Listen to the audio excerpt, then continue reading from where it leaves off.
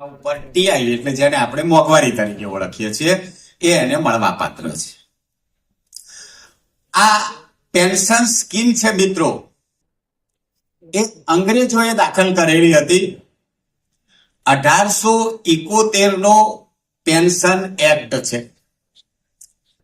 અંગ્રેજો એ વખતે આપણા રાજ્યમાં શાસન કરતા હતા. એ લોકો એવું માનતા હતા કે સરકારી કર્મચારીએ એની જિંદગીના 30 થી 35 વર્ષ સરકારમાં સેવા કરી છે અને એનું વળતર એને નિવૃત્તિ પછી મળવું જોઈએ.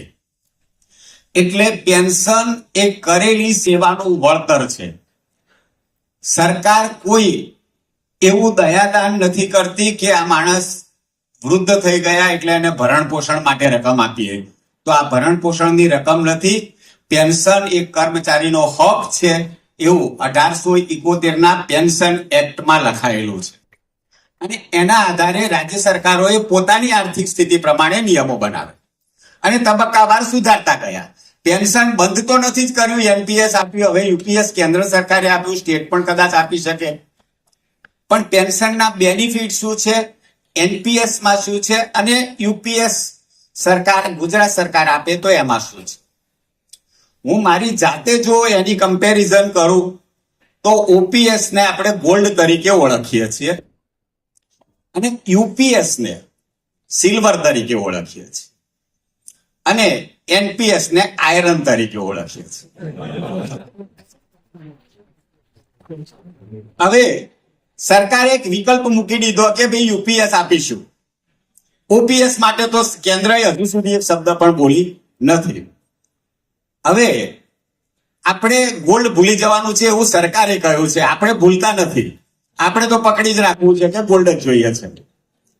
પણ સરકારે કહ્યું છે અને કદાચ સરકાર ગોલ્ડ ના આપે તો તમને એવો વિશ્વાસ હોય કે ભવિષ્યમાં ચાંદી કરતા લોખંડના ભાવ વધશે તો એનપીએસ માં રહેવાય.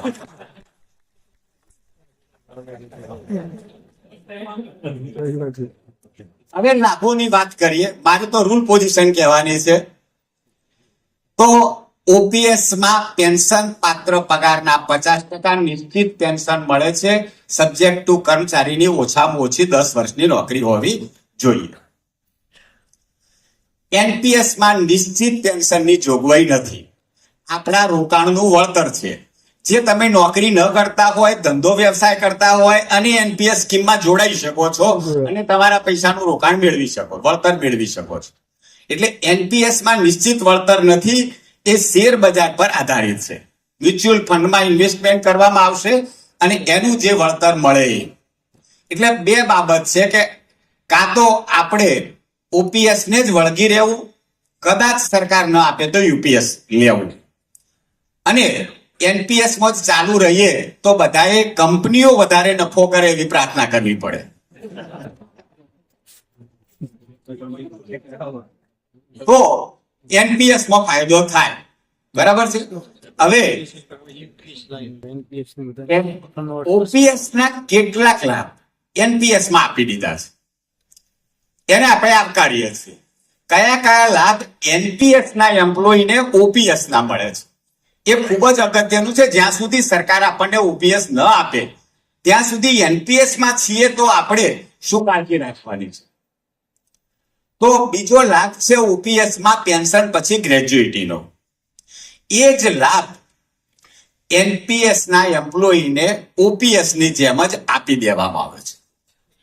એટલે ગ્રેજ્યુઇટીનો લાભ ઓપીએસ માં જે મળે છે એ જ એનપીએસ માં અને એ જ યુપીએસ માં ગ્રેજ્યુઇટીનો લાભ એ જ ધોરણે મળવાનો છે.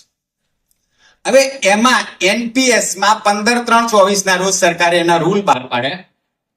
એમાં એક જોગવાઈ એવી કરી છે કે કરાર આધારિત સેવાઓ, બાંધ્યા પગારની સેવાઓ એ ગ્રેજ્યુઇટીના હેતુ માટે ધ્યાને લેવાશે નહીં. એટલે જે લોકો મિત્રો અહીં બેઠા છે એમાંથી ફિક્સ પે માં નોકરી કરી છે, ગ્રેજ્યુઇટી કરેલી નોકરીના વર્ષોના આધારે મળે છે. તો એમાંથી 5 વર્ષ બંધ કરીને વિચારવાનું રહેશે વાત કરીને, અથવા સરકાર પાસે કહેવડાવવું પડશે કે અમારા ફિક્સના 5 વર્ષ ગ્રેજ્યુઇટીના હેતુ માટે ગણી આપો. એટલે તમારા જે પ્રશ્નો છે એમાં એક આ પ્રશ્ન હાઈડ થયેલો છે. હું મારા ઘણા બધા ક્લાસમાં પણ કહું છું કે રજૂઆત નહીં કરો તો એ નહીં ગણાય. અને એ ગણાવવું જરૂરી છે કે ફિક્સ પેનો સમયગાળો પેન્શનના હેતુ માટે ધ્યાને લેવાય.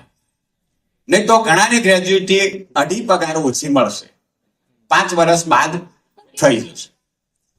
શક્ય છે કે ગ્રાન્ટીન એડમાં મોટી ઉંમરે નોકરીમાં આવતા હોય છે અને એની 12-13 વર્ષની નોકરી થાય. માનો કે સરકાર ઓપીએસ આપી દે તો એના 5 બંધ થઈ જાય તો એની નોકરી 10 વર્ષની નહીં થાય ને એને પેન્શન નહીં મળે. એટલે ફિક્સના 5 વર્ષ સરકાર ઇકોનોમીના કારણે ઓછા આપે છે પગાર, પણ એને પેન્શનના હેતુ માટે ગણી આપો એવું કહેવું પડશે. મેં મારી રીતે પણ, મારે તો કશું લેવાનું નથી, હું તો નિવૃત્ત થઈ ગયો છું. સરકારમાં જ્યાં જ્યાં તક મળી ત્યાં મેં સેક્રેટરી સાહેબોને નિવૃત્તિ પછી પણ નાણાં વિભાગમાં નિયામક પેન્શન પ્રોવિડન્ટ ફંડને પણ આ રજૂઆત કરેલી છે કે આ ગણવા જોઈએ. આ તમે સીધું વાત કરી દો એ યોગ્ય જણાતું નથી. તો એક ગ્રેજ્યુટીનો લાભ એનપીએસ યુપીએસ માં છે, પણ આપણે આટલો એક મુદ્દો સુધરાવવાનો છે કે ફિક્સના 5 વર્ષ આપણને ગ્રેજ્યુટીના હેતુ માટે, એટલે પેન્શનના હેતુ માટે એવું જ લખાવવું પડે. ભવિષ્યમાં ઓપીએસ આપે તો પાછું ગ્રેજ્યુટી લખાવો તો પેન્શનમાં 5 થઈ જાય. એટલે પેન્શનરી બેનિફિટ માટે, નિવૃત્તિના લાભો માટે 5 વર્ષ ગણાવવા જોઈએ. ત્રીજો મુદ્દો ઓપીએસ માં એ છે કે તમે તમારા પેન્શનનું 40% મૂડીકૃત રૂપાંતર કરાવી શકો છો. એટલે કોઈ કર્મચારીનો નિવૃત્તિ સમયે પગાર 80,000 છે તો એનું પેન્શન 40,000 નક્કી થાય છે ઓપીએસમાં.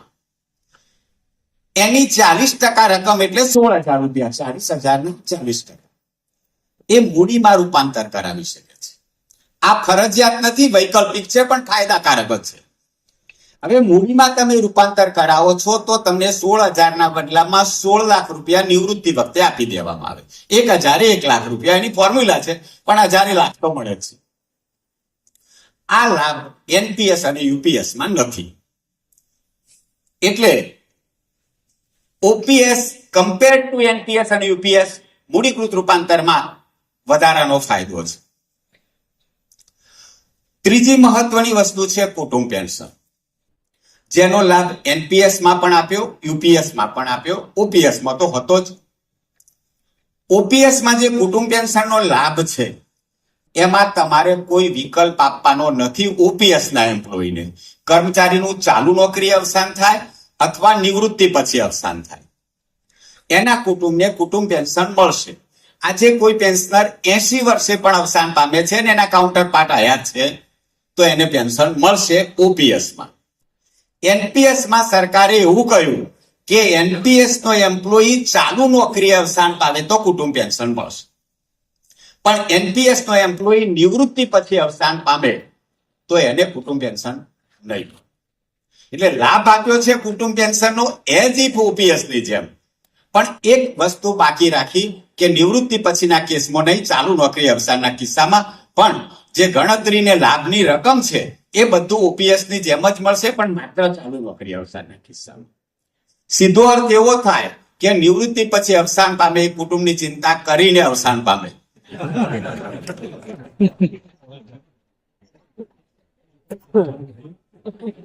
આપણે હયાત છીએ ત્યાં સુધી તો કુટુંબ પેન્શનની જરૂર જ નથી.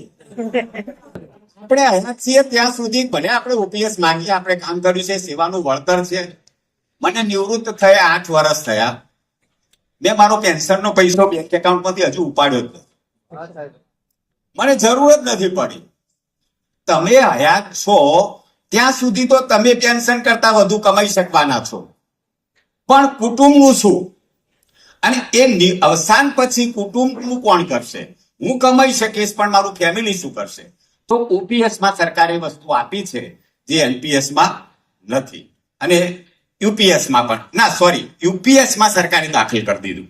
યુપીએસ નો એમ્પ્લોયી, યુપીએસ તો આપણા ત્યાં હજુ સ્વીકારવું ન સ્વીકારવું એ બાબતે કોઈ ગહન ચર્ચાઓ થઈ નથી.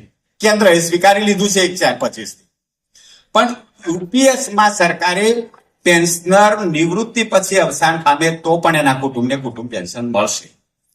ઓપીએસ અને યુપીએસ લગભગ સરખી છે, એટલે કદાચ યુપીએસ આપે તો સ્વીકારાય. બંનેમાં ઓછું શું છે તો યુપીએસમાં સરકારે એવું કહ્યું છે કે જેની 25 વર્ષની નોકરી થઈ હોય એને જ 50% પેન્શન મળશે.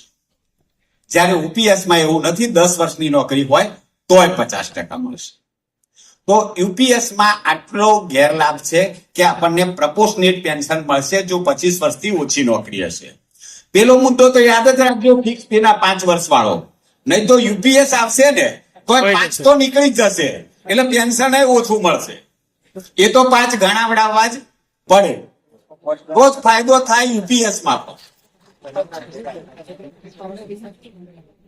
બીજી વસ્તુ આપણે વાત કરી કે ઓપીએસમાં મૂડીકૃત રૂપાંતરની જોગવાઈ છે, એનપીએસમાં યુપીએસમાં મૂડીકૃત રૂપાંતરની જોગવાઈ નથી.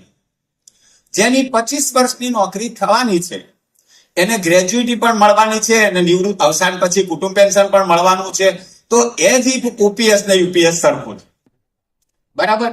ફક્ત તફાવત એટલો છે કે એમાં નોકરીના આધારે પેન્શન છે, જ્યારે આમાં નોકરીના આધારે ઓપીએસમાં નથી.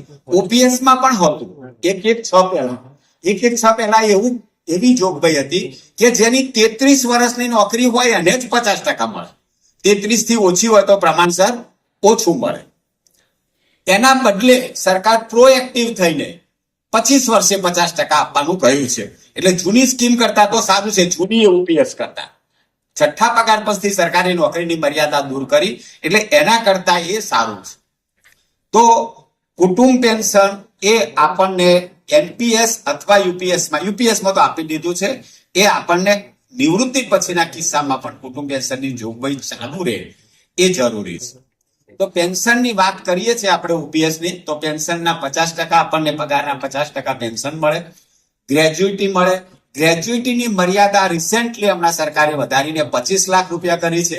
એટલે 1/1/24 પછી જે નિવૃત્ત થાય છે અને એને જે ગ્રેજ્યુટી મળવાની છે એ રકમ ગણતરી કરતા 25 લાખથી ઓછી થાય છે તો 25 લાખ સુધી એને મળશે, પણ 25 થી વધુ થાય છે તો 25 જ મળશે. જે મર્યાદા 20 લાખ હતી એ સરકારે હમણાં વધારીને 25 લાખ કરી છે. ગ્રેજ્યુટી આપણી નોકરીના વર્ષોના આધારે મળે છે, એટલે તમારી જેટલા વર્ષની નોકરી એટલા પગાર. 30 વર્ષની નોકરી હોય તો 15 પગાર ગ્રેજ્યુટી મળે. એમાં 5 વર્ષ ના ગણાય તો પાછા 12.5 પગાર. એટલે નોકરીના વર્ષોના આધારે ગ્રેજ્યુટી મળે છે. ખાસ જ્યાં સુધી યુપીએસ કે ઓપીએસ સરકાર સ્વીકારે નહીં ત્યાં સુધી જેમાં આપણે છીએ એનપીએસમાં, એમાં પણ એક ધ્યાન રાખવાનું છે કે બધા જ મિત્રો તમારી ઓફિસમાં હું કુટુંબ પેન્શનનો વિકલ્પ સ્વીકારું છું એવો વિકલ્પ આપી દેવાનો રહેશે. જેને નથી આપ્યો એને આપ્યો હોય તો વેલ એન્ડ ગુડ. એનપીએસમાં એવી જોગવાઈ છે કે જે કર્મચારીએ કુટુંબ પેન્શનનો વિકલ્પ સ્વીકાર્યો છે અને એનું ચાલુ નોકરી અવસાન થાય છે તો જ એના કુટુંબને કુટુંબ પેન્શન મળશે. વિકલ્પ નથી સ્વીકાર્યો એને મળવાનું નથી. વિકલ્પ ફાયદાકારક જ છે. લોકો ગમે તે ગણતરીઓ કરતા હોય, વિકલ્પ ફાયદાકારક જ છે. અવસાન થશે તો કુટુંબને મળવાનું છે અને અવસાન નહીં થાય તો એનપીએસ જ ચાલુ છે, કશું આપવાનું નથી. તો વિકલ્પ આપી દેવો ફાયદાકારક છે. બીજો મહત્વનો મુદ્દો એ છે ઓપીએસ સાથે સંકળાયેલો અને એ એનપીએસ અને યુપીએસમાં પણ લાગુ પાડ્યો છે, અશક્તતા પેન્શન. કોઈ વ્યક્તિ ચાલુ નોકરીએ શારીરિક માનસિક રીતે કામ કરવા માટે અશક્ત બની જાય છે નિવૃત્તિ પહેલા, તો ઓપીએસમાં એને અશક્તતા પેન્શન આપવાની જોગવાઈ છે. એ જ જોગવાઈ સરકારે એનપીએસમાં લાગુ પાડી દીધી છે. પણ અશક્તતા પેન્શન માટે પણ એમ્પ્લોયીએ વિકલ્પ આપેલો હોવો જોઈએ. એટલે આ બંને વિકલ્પ આપણે ઓફિસમાં આપી દેવાના છે. ન આપ્યા હોય તો કાલે જઈને આપી દેજો. આપણે ભલે 100 વર્ષ જીવીએ પણ આપણા આયુષનું નક્કી નથી. વિકલ્પ નહીં આપ્યો હોય તો ફેમિલીને મુશ્કેલી પડશે, તો એ વિકલ્પ આપી દેવો ફાયદાકારક છે. આટલી બાબતો ઓપીએસ, યુપીએસ અને એનપીએસ સાથે સંકળાયેલી છે. અશક્તતા પેન્શનમાં સરકારે 15/3/24 ના ઠરાવમાં એક વધારાનો બેનિફિટ આપ્યો કે કોઈ કર્મચારી અશક્ત થયા પછી વિકલ્પ આપશે તો પણ ચાલશે. એટલે અશક્ત થઈ જાય છે અને પછી કે હું અશક્તતા પેન્શન સ્વીકારું છું તો એ લઈ શકાશે. પણ કુટુંબના પેન્શનમાં એ શક્ય નથી કે અવસાન પછી વિકલ્પ આપશે તો ચાલશે. એટલે રાહ જોવાની નથી. અને બહુ જ ઊંડાણપૂર્વક નિયમનું વિચારીએ તો એવું નથી વિચારવાનું કે અશક્ત થઈશ એટલે વિકલ્પ આપીશ. ઘણા કિસ્સા એવા છે કે વ્યક્તિ કોમામાં જતો રહ્યો છે, હવે વિકલ્પ આપવા માટે ફિઝિકલી યોગ્ય જ રહ્યો નથી, તો એ તો અશક્તતા પેન્શનનો વિકલ્પ આપી, તો આપણે અશક્ત થવાની રાહ જોવાની શું કામ જરૂર છે? બરાબર. ભગવાન આપણને તંદુરસ્ત રાખે અને 100 વર્ષનું આયુષ્ય આપે, પણ આપણે વિકલ્પ આપી રાખવા જરૂરી છે અને એ ફાયદાકારક છે. બીજું, મૂડીકૃત રૂપાંતરમાં કેટલાક લોકોને ગેરસમજ છે ને, એમાં ખાસ કરીને શિક્ષકોની. મને ઘણા બધા શિક્ષકોના પ્રશ્નો આવે છે, બહુ ઝીણી ઝીણી ગણતરી કરે.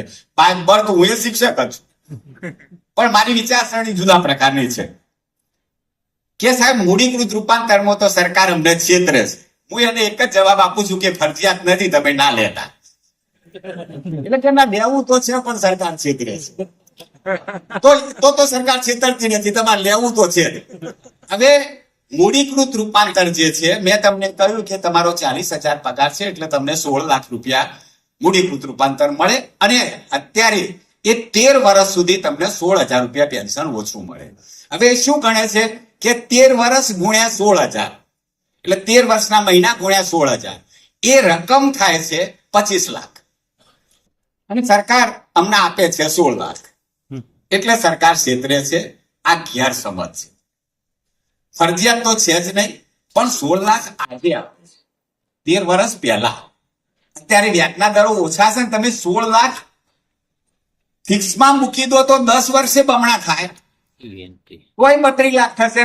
તમારા 16,000 ના સામે સરકાર 25 લાખ કાપી લે છે, તો તમે ખાલી વાપર્યા વગર મૂકી દેશો તોય 32 લાખ થશે. અને એ તો 10 વર્ષે હજુ 3 બાકી રહ્યા, એ 32 લાખ ને મૂકશો તો 35 લાખ થશે. એટલે 16 લાખ આપીને 25 કાપી લે છે, એ માન્યતા ખોટી છે. અને બીજી મહત્વની વસ્તુ એ છે કે કોઈ એમ્પ્લોયીએ 16 લાખ રૂપિયા આજે લઈ લીધા મૂડીકૃત રૂપાંતરના, અને મહિના પછી જ એનું અવસાન થઈ ગયું. આ 16 લાખ રૂપિયામાંથી એક પણ રૂપિયો એના કુટુંબ પાસેથી વસૂલ નથી કરવાનો, કુટુંબ પેન્શન પૂરેપૂરું મળશે.